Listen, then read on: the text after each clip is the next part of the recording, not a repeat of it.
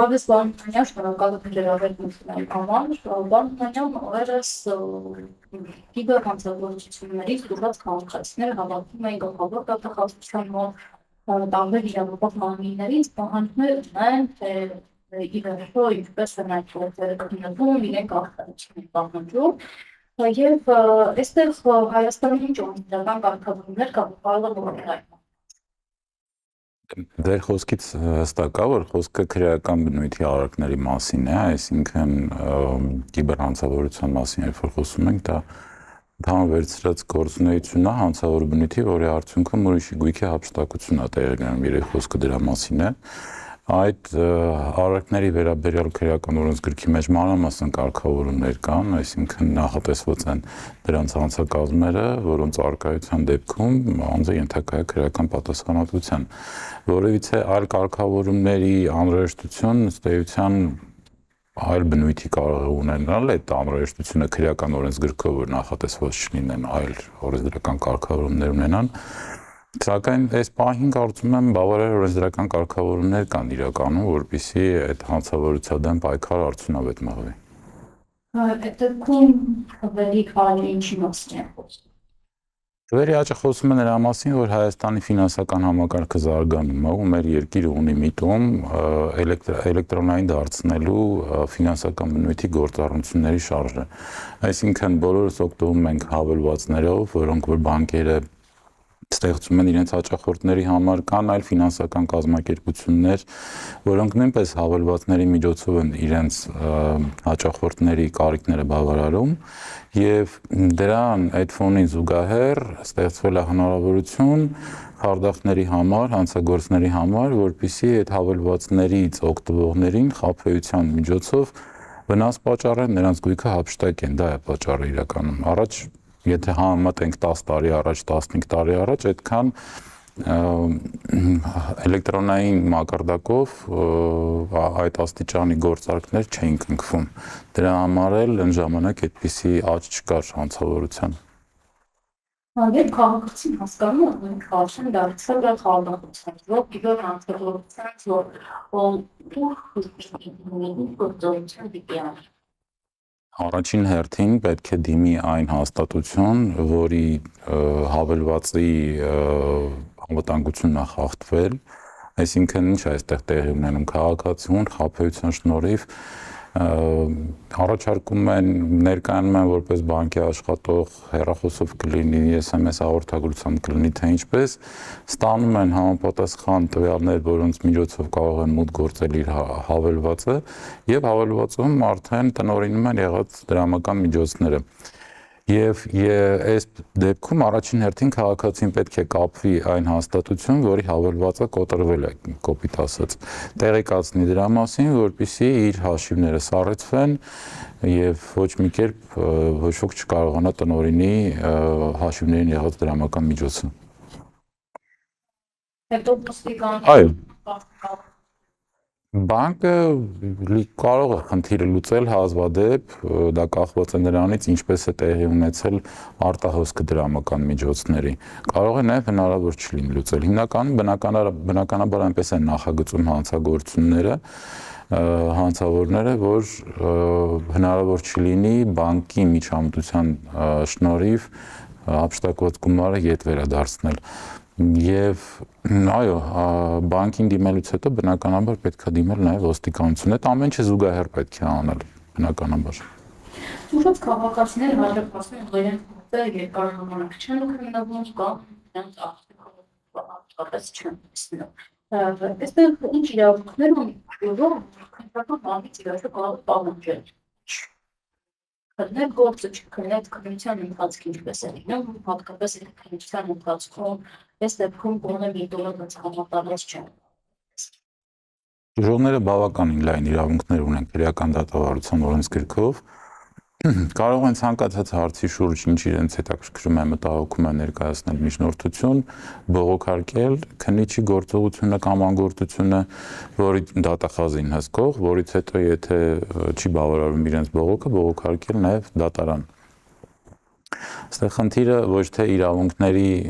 ծավալի մեջ է կամ իրավունքների բովանդակության, դրանք շատ վաղուց քննարկված վերլուծված ինստիտուտներ են, տուժողի իրավունքների մասին է խոսքը, եւ դրանց պաշտպանության ու ուղղված օրենսդրական կարգավորումների մասին է խոսքը։ Եվ բավականին մանրամասն դրանք նախատեսված են այսօր։ Այստեղ խնդիրը դա չի, խնդիրը նա է, որ քննչական մարմինը պետք է ունենա, պետք է հագեցված լինի համապատասխան ռեսուրսներով, պետք է ունենա համապատասխան մասնագիտացված քննիչներ, որոնք որ այս բնագավառի ներկայությունները էապես տիրապետում ու հասկանում են։ Այսինքն ռեսուրսների մասին է այստեղ խնդիրը, երբ որ ասում են գործերը քննվում են երկար, այստեղ եւ մարդկային ռեսուրսների գործոն կա, այսինքն քիչ են քննիչները քանակով, իսկ հանցագործությունները քանակով շատ են։ Եվ քննիչների այս կիբերբնագավառում պատրաստվածության խնդիր կա։ Ուրիշ ոչ մի խնդիր ես չեմ տեսնում այստեղ։ Տեսեք, կա հասարակական կազմակերպություն, որ զբաղվում է ֆինանսների ցուցահանդեսությամբ եւ իրենք նաեւ ակցիաներ են կազմակերպում, այնուամենայնիվ հստակ նշվում է, որ քննիչները ամբողջություն են վարդված, հնարավոր է նրանք 1200-3000 հազարներ խոր անգործություն։ Դա հենց այդ քանակի դեպքում անգործությունը ավելի շատ հավանական, որովհետեւ դա մեծ ծավալի գործ է, շատ մեծ ծավալի գործի մասին է խոսքը։ Ներկայացուցիչ արտահոսքի բանկային տվյալների հաղորդակցման կամ թվային հարթակներով խաբեության դեպքում այստեղ խնդիրը ինչ խորհուրդներ կտար անեն քաղաքացիներին։ Իրենք ստացել SMS-ը կամ ինչպես տարբերել են խաղաղին կամ հենց իրական բանկի աշխատողին շատ հաճախ այն բանկերը իրենք հրապարակում եւ իսկապես վարկ են առաջարկում։ Հա, շատ լավ հարց է։ Այստեղ առաջին հերթին պետք է քաղաքացին ուսումնասիրի, յուրացնի հարաբերությունը բանկի հետ, այսինքն այդ բոլոր SMS հաղորդագրությունները, այդ առաջարկները, որոնք արվում են, պետք է հասկանա ինչպես են դա արվում, որպեսզի տարբերակի իրականը ոչ իրականից։ Տարբերակի սա բանկի ուղարկած SMS էր, բանկի ծառայողի զանգ էր, թե ոչ իրական խաբեբայի զանգ էր կամ խաբեբայի SMS էր։ Այսինքն այստեղ պատասխանատվության որոշակի բեռ կա, որը որ հաճախորդի վրա է, քաղաքացու վրա է, որպեսզի ինքը չդառնա զոհ։ Այսինքն մենք վիկտիմոլոգիական տեսանկյունից եթե նայենք, քաղաքացիները պետք է հնարավորինս բացառեն հենց իրենց հնարավորությունների սահմաններում զոհ դառնալու հավանականությունը, այսինքն որ չմոլորվեն։ Ինչ վերաբերում է նրան, որ բանկերը նույնպես զանգում առաջարկում են, հա, ինչ որ վարկային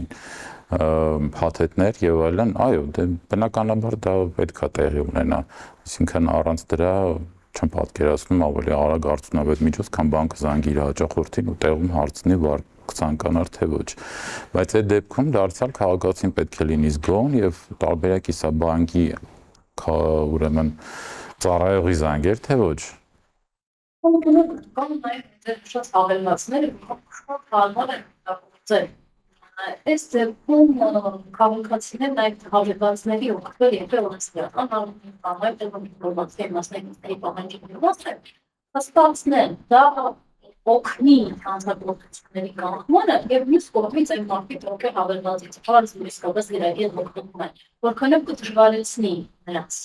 գործունեությունը, որ ամբողջ աշխարհում պատկերացնի։ Կարծում եմ հավելվածից օգտվելու հարաբերությունը այնպիսի հարաբերություն չի, որ օրենսդրական մակարդակով կարգավորվի։ Բացի դրանից հավելվածից օգտվելու հարաբերությունը ըստ էության գալիս հանգում է մի հարցի, հա, այսինքն մուտք գործել համակարգ, ինչպես մուտք գործել տվյալ պրոֆիլ։ Մենք մուտք ենք գործում կամ հեռախոսով, կամ համակարգչով, որը որ կամ մեզ է պատկանում, կամ չէ։ Եթե հավելվածը մուտք ես գործում քո հեռախոսով, ինքը միշտ բացված վիճակում է լինում, կամ եթե բանկի մասին է խոսքը, ամեն անգամ ստիպում է, որպեսզի հավելվածը դու մուտք գործելուց կամ դեմքով իդենտիֆիկացվի քո անձը կամ որոշակի գաղտնաբար հավաքելով։ Այսինքն այդ մուտք գործելու խնդիրն է, այն տվյալները, որ անհրաժեշտ են, որպեսզի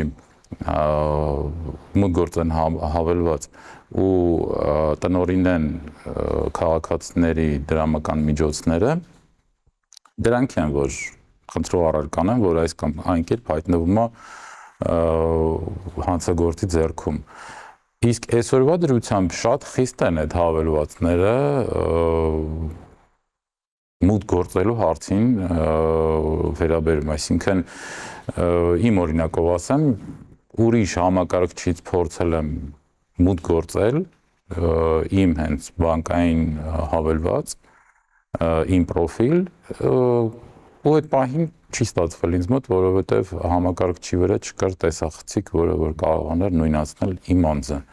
Մի քանի փորձից հետո, անհաջող փորձ հետո բանկի աշխատողը զանգեց ու հարցրեց, արդյոք ես եմ փորձում մուտք գործել, թե ոչ։ Այսինքն արձագանքը բավականին արդյունավետ է կազմակերպված ու այդ մուտք գործելու գործընթացն էլ բավականին խիստ է հավելվածների ծրագրի համաձայն։ Իսկ քաղաքացիները, ովքեր պատմում են իրենց պատմությունը, թե ինչպես են դարձել կիբերհանցագործություններից, մի ընդհանուր գիտություն ունեն, այսինքն իրենց առաջարկել են արտոնյալ պայմաններ, արտոնյալ տոկոսներ, տոկոսադրույք կամ չգիտեմ, 1000 դրամ մուտք անել, 5000 դրամներ ստանալ, այսինքն գրեթե անհավանական կամ անօրինական գործարքի ճանապարհով գնալ եւ ստանալ դա։ Այստեղ նաև պետության կարգավորման խնդիրը կա։ Ինչպես պետությունը պիտի այդ բալանսը բերի, որ քաղաքացին չգնա այդ գործարքին, որը իր համար ավելի բարձր եւ այս ոչ օրինական, այն աշխատանքի մասին է խոսքը։ Եվ օրենսդրով են դա հնարավոր է կարգավորել։ Նորից կրկնամ, իմաստ չեմ տեսնում օրենսդրով դա կարգավորել, որովհետև դրանք մասնավոր գործարքներ են։ Քաղաքացիական օրենսգիրքը կարգավորվում է մասնավոր գործարքների հարաբերությունները եւ այնտեղ ընդհանրապես նախատեսված է ինչպես մարդիկ պետք է կնքեն այդ գործարքները, գրավոր թե բանավոր,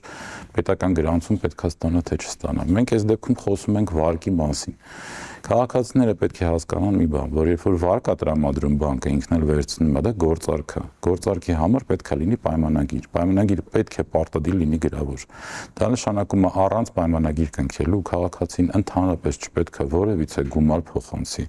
որևիցե տվյալ փոխանցի, ինչ որ մի ծառայողի, որը որ ինչ որ մեկին ով որ ներկայանում է։ Այս դեպքում կարևոր կետը, որի վրա պետք է քաղաքացիները ուշադրություն դարձնեն, դա պայմանագիրն է։ Այսինքն, եթե իրենց առաջարկվում է վարկ, դա նշանակում է գործարք պիտի կնքվի այս պահին։ Դա նշանակում է պետք է թղթային տարբերակով կամ էլեկտրոնային տարբերակով ինչ որ մի հատ պայմանագիր իրեն առաջարկեն ու ինքը ստորագրի։ Բնականաբար հիմնականում այդ գործարքները տեղի են ունենում կամ բանկում ինչ որ փաստաթուղթ ստորագրելով կամ ինչ որ հավելվածի մեջ արդեն հենց բուն հավելվածի մեջ ինչ որ մի հատ կոճակ սեղմելով էլեկտրոնային եթե նայենք առանց դրա որևիցե փոխանցում որևիցե տվյալ քաղաքացին չպետք է կատարի եւ եթե իրեն այդ պահին ինչ որ մեկը առաջարկում է վարկ բայց չի առաջարկում կնքել գործարք կամ առաջարկում է կնքել գործարք բայց դրա համար ասում է ինչ որ տվյալ փոխանցի քաղաքացին որով այդ անձը պետք է մուտք գործի իր համակարգ իմաստ կամ միջնորդավճար տվեք բնականաբար չպետք է որևիցե կերպ քաղաքացին դրան համաձայնվի ու զանգից հետո ճիշտ տարբերակը նա որ ոչ մի բնականաբար փող ոչ մի տվյալ չի փոխանցվում առանց պայմանագիր կնքելու դա մեկ երկրորդը զանգից հետո թող քաղաքացին ինքնուրույն զանգի բանկ ու հարցնի ասի ինձ ցած զանգը կատարվել է ձեզնից էր թե ոչ առանց դրա ընդհանրապես իմաստ չունի որևիցե տվյալ փոխանցել, որևիցե գումար փոխանցել։ Եթե այսինքն եղավ այդ զանգը հասկացանք, որտեղ կիբերհանցագործության մասին է խոսքը։ Այս փոխում է եւ այլն։ Այս դեպքում պետք է դանդաղարել ոստիկանություն։ Դա արդեն քաղաքացու, այսպես ասած, հասարակական պարտքն է, որ ինքը այս պահին զոհ չդարձավ, բայց կանխի, որ ուրիշները զոհ դառնան, այո, բնականաբար ողջունել է, որ զանգ կատարի ոստիկանություն տեղեկացնի, որ նման դեպք է գրանցվել։ Հաղորդումներից դուրս քաղաքացիները կարծես շարունակում են բողոքի ակցիաները տարբեր կառույցների մոտ, այստեղ ձևավորվում է ինչ-որ հանրային դրքում։ Այս ֆոնին հնարավոր է հանցագործնել ավելի բացահայտման կամ ուղղակի դարձնել պատկանելիները դրան։ Միգուցե հնարավոր է եւ այո եւ ոչ իրականում, որովհետեւ այդ քաղաքացիների բողոքը շատանում է, դա չի նշանակում, որ հանցավորության աճը կնվազի, չէ։ Պատկան մարմիններն էլ, որպեսզի որովից խնդիր լուծեն ավելի արդյունավետ, նորից հակված եմ նրան, որ այդտեղ ռեսուրսների խնդիր է, այդ ռեսուրսների հարցը պետք է լուծվի։